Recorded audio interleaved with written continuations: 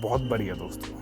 अगर आपको ये लगता है कि आप अभी थोड़े ज़्यादा पैसे कमाने लगे हैं एंड आपको उसके साथ साथ ये भी लगता है कि यार आप इनको कहीं इन्वेस्ट करना चाहिए, लेकिन आपको ये चीज़ तो पता है कि यार बेसिक जो इंडेक्स इन्वेस्टिंग होती है आप उसमें पैसे इन्वेस्ट करके अपना पैसा डबल कर सकते हो, लेकिन उसके लिए टाइम लगता है। हम रूल ऑफ 72 पढ़ते हैं, नहीं पता है तो हम नेक्स्ट वीडियो में उसके बारे में डिटेल में बात करेंगे। अब जब आप ज़रूरत से ज़्यादा पैसा कमाने लगते हैं तो आप डेफिनेटली उसको कहीं ना कहीं इन्वेस्ट करना चाहते हैं और करना भी चाहिए, लेकिन आपको ये नहीं पता कि निफ्टी 50 की कौन सी ऐसी कंपनियां हैं जिनमें आप पैसा 100% तो डबल नहीं कर सकते, बट हाँ चांसेस होते हैं कि इंडेक्स यानी कि SIP से जल्दी आपका पैसा डबल हो सकता है, जिनसे आने वाले सालों में आप अपना पैसा डबल कर सकते हैं।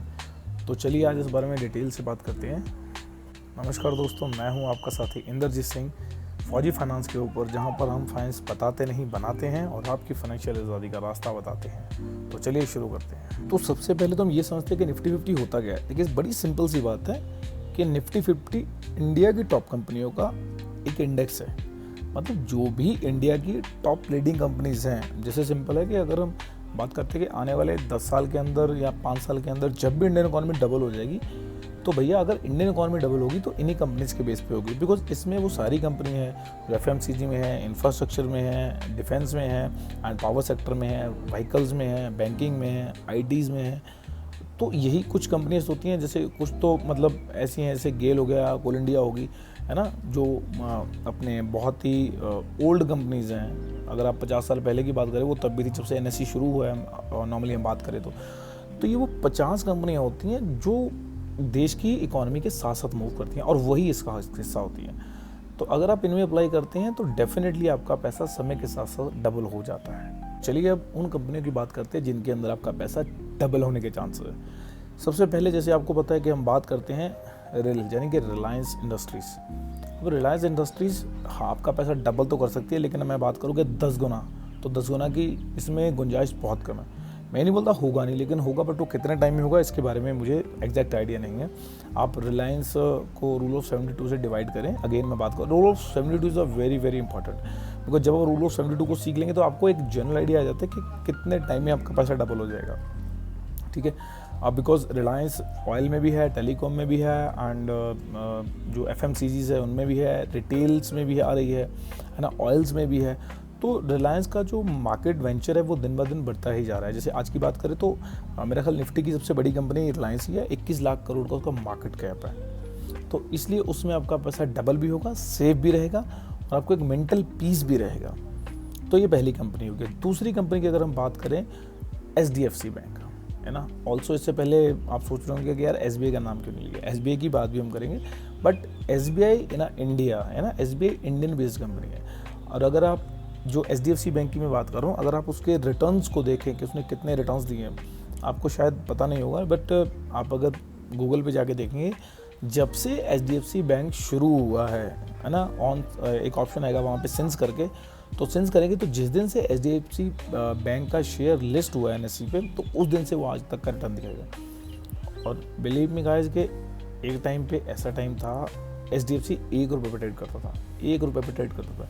अब सोचो अगर किसी ने 1 रुपये के 1 लाख शेयर लिए होते, सिर्फ 1 लाख रुपये लगाया होता जब जब SDFC बैंक लिस्ट हुआ, आज उसकी क्या वैल्यू होती। तो आज करीबन 1800-1900 के आसपास है ना। 1800-1900 गुना का रिटर्न गाइस।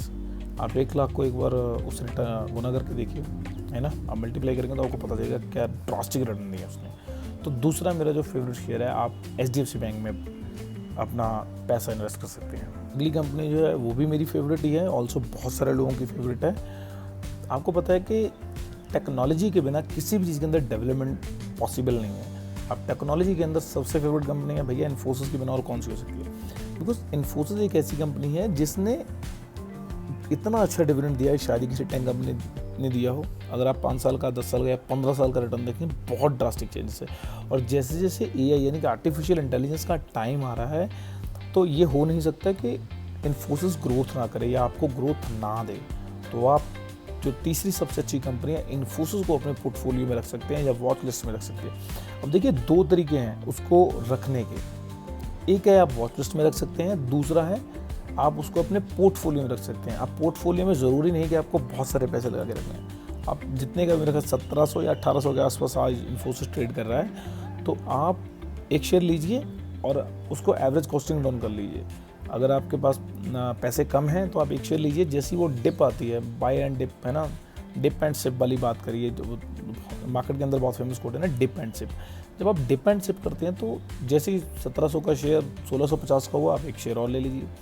तो एक शेयर में 3 से 4 बार आपको ऐसे करने का मौका मिलता है, ये डिपेंडिंग ऑन योर्स ना।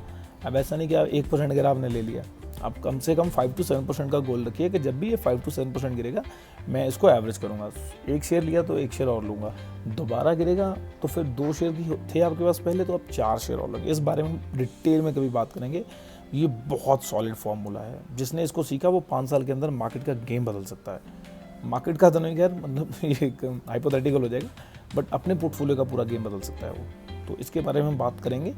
तो तीसरी और सबसे फेवरेट कंपनी मेरी इन्फोसिस हो गई है। चौथी मेरी जो सबसे फेवरेट कंपनी है, बिकॉज हम बात कर रहे हैं उन कंपनीज की जो मतलब निफ्टी का हिस्सा है। अब निफ्टी का अगर हिस्सा है तो ऐसी कंपनी में इन्वेस्ट करना चाहते हैं तो निफ्टी में सॉलो कंपनीज तो मिलनी है नहीं हमें, है ना, इसीलिए because most of the time आपको लार्ज कैप कंपनीज ही मिलनी है।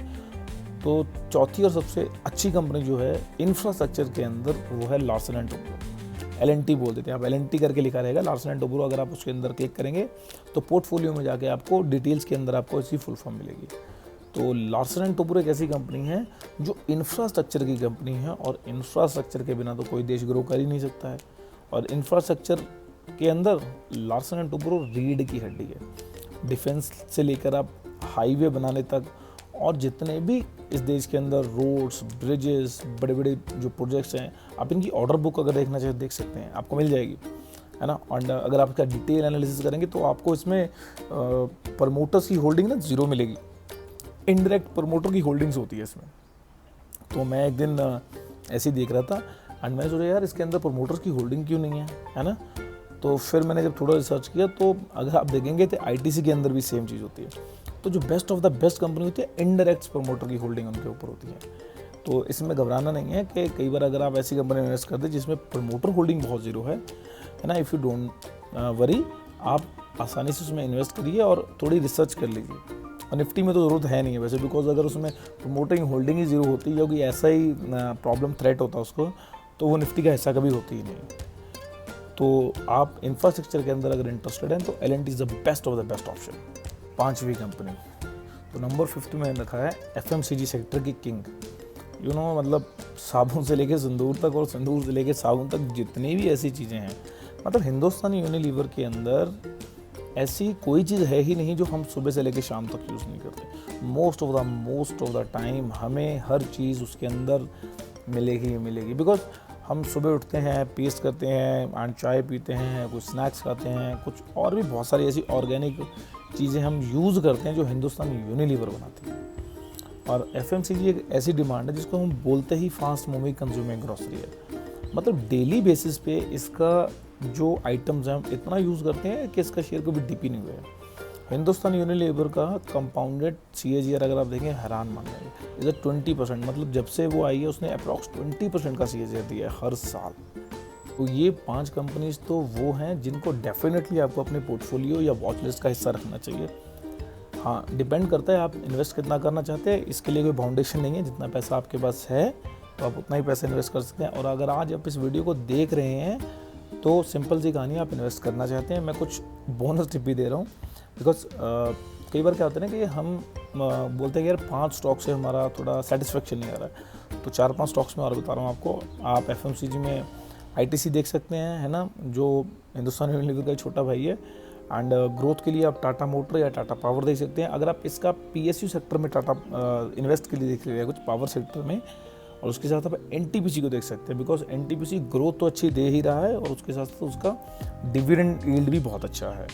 और बस इतनी ही कंपनीज हैं बेसिकली जो मुझे पसंद है या मेरी फेवरेट्स हैं निफ्टी 50 के अंदर। अगर आप चाहते हैं कि out of the Nifty 50 index या आउट ऑफ द निफ्टी 50 अगर कुछ कंपनीज के बारे में आप चाहते हैं तो आप कमेंट सेक्शन में बता सकते हैं। मैं उसके लिए एक डेडिकेटेड वीडियो आपके लिए बनाऊंगा कि कौन सी ऐसी कंपनीज हैं जो निफ्टी 50 का पार्ट तो नहीं है लेकिन उतनी ही पावर रखती हैं जितनी कि निफ्टी 50 की कंपनीज रखती हैं। अब निफ्टी 50 के अंदर वो सिर्फ इसलिए नहीं है कि बिकॉज वो निफ्टी 50 के क्राइटेरिया को पूरा नहीं कर पा रही हैं, बल्कि इसलिए हैं क्योंकि इसलिए नहीं है बिकॉज निफ्टी 50 ने एक अपनी डेडलाइन दे रखी है, भैया इतनी ही कंपनीज 50 कंपनीज ही रहेंगी एंड वही जो टॉप होंगी।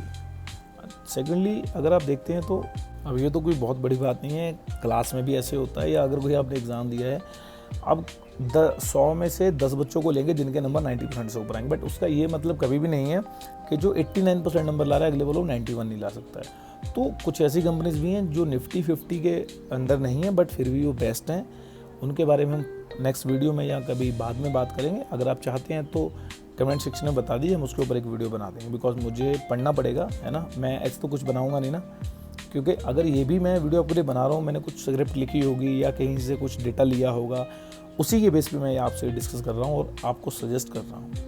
ऑल्सो आप अपनी रिसर्च कर लीजिएगा, मैं मतलब ये नहीं बोलूँगा कि मेरे बोलने में खरीदिए, कुछ भी बाय करें अपनी खुद की रिसर्च पक्का करें, बिकॉज जब आप ब्लाइंडली किसी भी चीज़ के ऊपर ट्रस्ट करते हैं, मैं ये नहीं बोला कि मेरे ऊपर ट्रस्ट ही मत करना, मैं आपको सिर्फ एक गाइडलाइन देने के लिए हूँ कि ये कंपनीज आपके लिए अच्छी हैं, आप इनकी रिसर्च करिए, आप इनको ऊपर जो भी डेटा फंडामेंटल टेक्निकल जो भी एनालिसिस करना चाहते हैं वो करिए, इससे इजी हो जाता है। जैसे मुझे पता है कि यार 10 ट्रेन दिन भर में यहाँ से दिल्ली जाती हैं, तो मुझे वो 10 ट्रेन ही नहीं पता, अगर मुझे कोई वो ट्रेन बता दे, है ना, तो फिर मैं उन 10 ट्रेन के नाम लिखूँगा और फटाफट देख लूँगा कौन सी ट्रेन कहाँ कितने बजे जा रही है, तो वो टाइमिंग मैं खुद पता कर लूँगा, लेकिन मुझे कोई बता दे बस कि भाई ये 10 ट्रेन जा रही हैं। तो सिमिलरली वो काम मैं आपके लिए मैं कर रहा हूँ, मैंने आपको बता दिया है कि वो कौन से स्टॉक्स हैं जो सेफ हैं, जिन्हें आपका पैसा डबल हो सकता है ना, मल्टी बैगर नहीं हो सकता बिकॉज वो पहले ही लार्ज कैप कंपनीज है, इसके लिए आपको स्मॉल कैप कंपनीज ढूंढनी पड़ेगी। सो उम्मीद करता हूँ आपको ये वीडियो अच्छी लगी और उन सभी दोस्तों के साथ इसको शेयर कीजिएगा जो स्टॉक मार्केट में पैसा लगाना चाहते हैं, डबल करना चाहते हैं, उससे भी बड़ी बात जो स्पेशली निफ्टी के अंदर ही इन्वेस्ट करना चाहते हैं, और निफ्टी में भी जो अच्छी कंपनीज हैं जिनमें उनका पैसा स्मार्टली बढ़ सकता है, यानी कि 12% से ऊपर का CAGR दे सकता है, क्योंकि 12% तो आपको SIP में मिल जाएगा, उसके लिए आपको इक्विटी में रिस्क लेने की ज़रूरत है नहीं है। सो आज की वीडियो में इतना ही, सो मिलते हैं नेक्स्ट वीडियो में, bye bye, see you all.